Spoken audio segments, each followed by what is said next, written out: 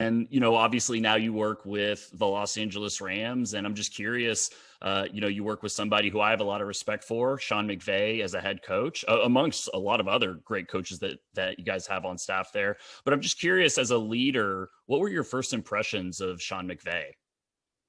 Wow. So I don't know where to start with that one. I mean, Coach McVay is like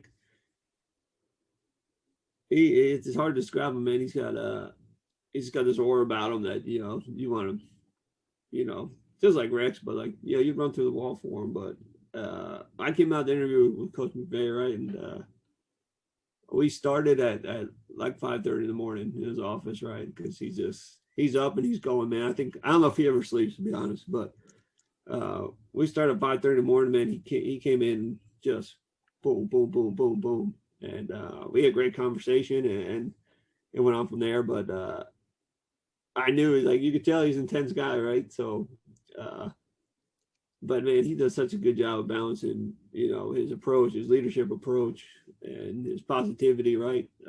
That's one of the things that part of his philosophy, I guess you'd say, like, as a coach, right? He tries to always take positive, right? Which is hard to do always, right? Yes. Especially given the last year with the COVID and the restrictions and everything else. But somehow he does it, and he stays. I always say, to me, he's the most consistent person I've ever been around, right? Where he practices what he preaches and he sticks to it, and that's really hard to do. But he does it, and I don't know how, but he does it. And I just try to keep up with him, put it that way, right? And we just have a relationship where, I don't want to disappoint him, right? Like, that's the biggest thing to me. I don't want to disappoint the guy. Like, I don't want to be the guy that lets the team down, but man, he's been great with me, and puts a lot of trust in me and decisions. He's like, Berg, you know this better than me. You do it. Like, whatever you want to do it. If you need a question, answer, or guidance, come tell me. But other than that, he lets me run my show here and my staff here, and it's been great. And we have daily interactions. He comes through, and I go through his office, and we talk and about everything, and a lot of times not about work or football, just life. And I think it's a little bit get away for him too sometimes, right? Where, Of course.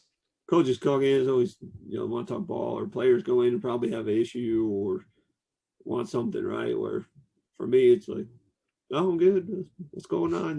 Just, and he'll check the pulse. She'll check the pulse of the locker room. What's going on there? What the guy's saying? They feel good about X, Y, and Z. But like you said earlier, he's one of those coaches that just has the pulse and stays consistent. In efforts, not to lose the team or lose respect to the players, right?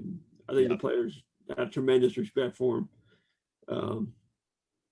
And being such a young guy too, when indictment on him, man, he's something else, Yeah. I'm not just saying that because he's the boss. I'm being sincere, he's and then you get on the field, it's just like, it's like a beautiful mind of football, right? Like, he sees it all, and you're like, man, this guy's impressive. How he sees it, and his understanding and knowledge of the game's incredible. Whether it's a quarterback or defensive back or D lineman, he knows what he's talking about. He knows it. It's wild.